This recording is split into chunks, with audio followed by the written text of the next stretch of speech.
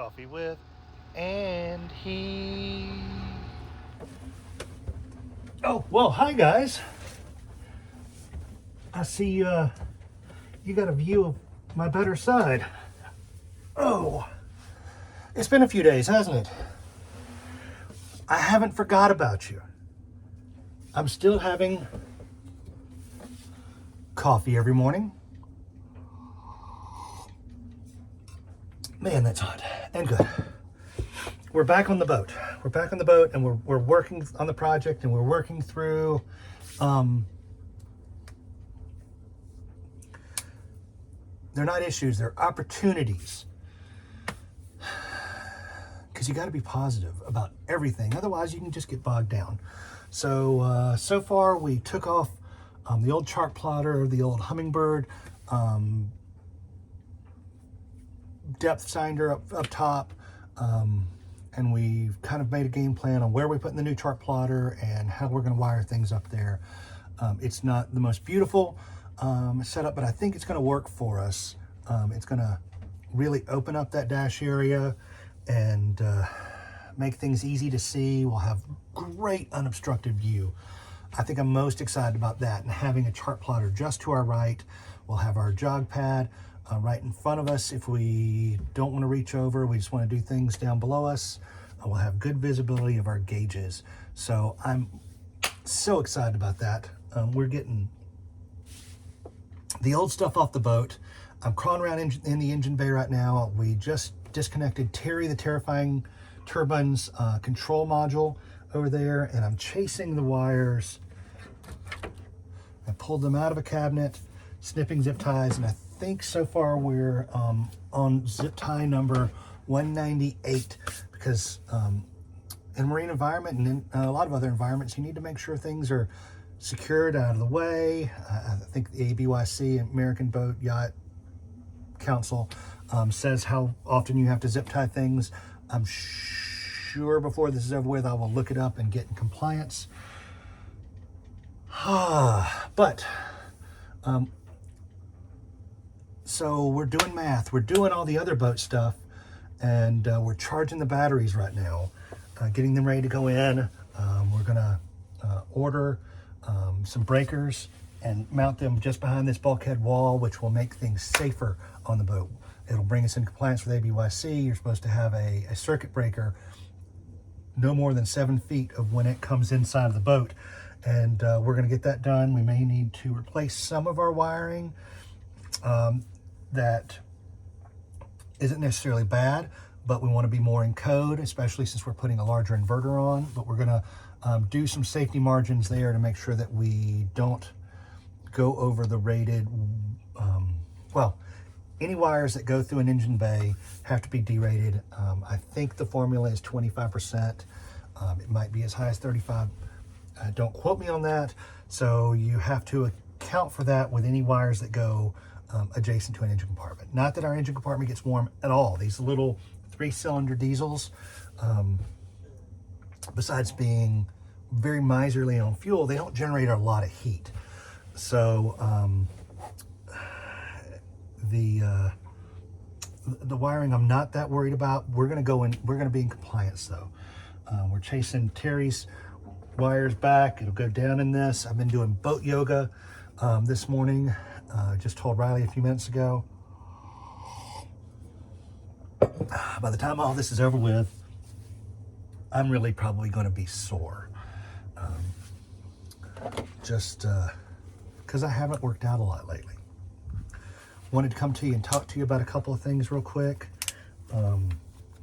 We're hoping Bev gets doing better. Our buddy here in Charleston, he's had a leg amputated a number of months ago and just been going through the healing process. And we're always pulling for him. Hopefully we'll see him in the next day or two. I had an uncle, my dad's brother, pass away. And while we weren't close, we didn't spend a lot of time with each other, I've always respected my Uncle David and his family and their servant's heart. It's inspired me many times through the years. Uncle David and Aunt Shirley, because they're really just a duo. They're a powerhouse. They were. Are amazing. I'm not going to tell their whole story, but she grew up in a children's home in Macon, and they met at Southern Wesleyan University. They got married 42 years ago, and they've just been partners in life the entire time. And during that time, David was a minister, a music minister, a children's minister, and served numerous churches. But their heart was always in the youth, and they recognized that reaching the youth in the community is a way to reach the families. David, miracle from birth, born with a hair lip and other congenital issues, and he had diabetes, and that chased him his whole life, all the way up to the point of he ended up having an infection because he burned his feet walking on hot sand, and he couldn't feel it. Many years ago, I think 25, 26 years ago, maybe 28 years ago, and chased those infections many times. Ended up having to have his legs taken off. Would that slow down most people? Would that slow down me? Probably. Didn't slow down David. He never, that I saw, was just bitter or complained. He always found a way to serve and reach other people. He and Shirley ended up moving back to Macon and serving on staff at the children's home in Macon for many years until it closed a few years ago. And David found himself, at some point 26 years ago, he got a double transplant of a kidney and a pancreas and was no longer a diabetic. A few years ago, he found himself at home, trying to find a way to reach out to the community. And I'm butchering the story, so please forgive me, anyone that knows it better than I. Had a young man in their neighborhood come ring the doorbell one day and ask for a drink of water because he was hot and thirsty on a summer afternoon. And most people in our society these days would have just closed the door and I hope those kids don't bother me all the time or expect water if you're a curmudgeon. David saw that as an opportunity and outreach, and snacks, and he created the hot dog club, which fed children in their community in a disadvantaged area.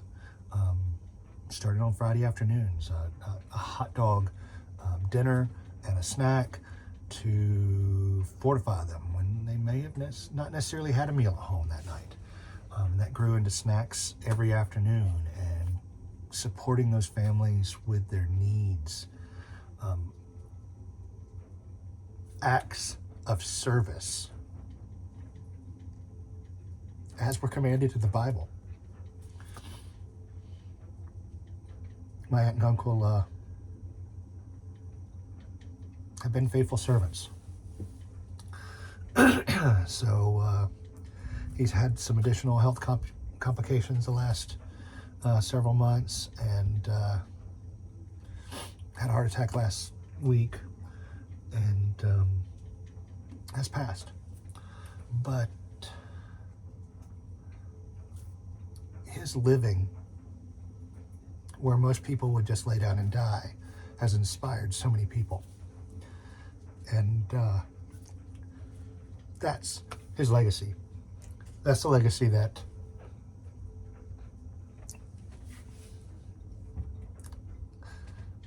I hope to be able to pass on. Just a fraction of it. And it's what inspires me every day. Dave and Shirley are who counseled Tracy and I, and mentored us and counseled us to become foster parents. So we had the discussion the other day with the boys that none of us would be sitting around this dinner table sharing our lives together or sharing this experience if it wasn't from Aunt Shirley and Uncle David. I'll forever love him for that. Anyway, I didn't want to get on here and be sappy, but I promise you guys that I'll always be real. That's what I try to be. The boat projects we'll work on today and into the night. We had some material problems yesterday. I think I just wiped rubber dust all over my face. I don't care. For those of you who want to see what I'm doing right now, I will probably, after I stop this video, I'll flip it around and I'll shoot some video that just shows the area I'm working in right now, just so you guys can see it. I love you guys. Please tell your friends and family you love them. Leave the world a better place. Spay and neuter your pets. Until next time, coffee with Andy. Bye. Okay, guys, I promised you I'd do this.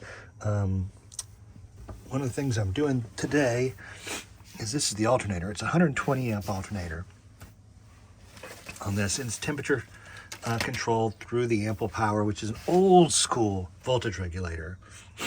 But with the lithium batteries, once they reach full charge, because they draw so much until they're charged, when they cut off, they just cut off. And what we're installing is a Balmar 12 volt protection module, and it just goes on the positive and negative lead of each of the alternators on the boat. So we're installing that. We've pulled Terry's cord, we dismounted her controller, which was behind that wall, pulled this cord through, snipped all these zip ties. I'm back working in the sugar scoop, and it's kind of dim in there right now. I'll do another shot later, but like there's my autopilot pump. Here's the old inverter. The wires are going to go down, and they're zip tied a million times through there and up through the boat. So I'll get all that unzipped. I think while I'm in here, I'm going to replace these two light bars to make it better in here. We're cleaning up a lot of this wiring here. Most all of it's got to come out when we put the lithiums in anyway. So that's enough for now. I'll talk to you guys later. Bye.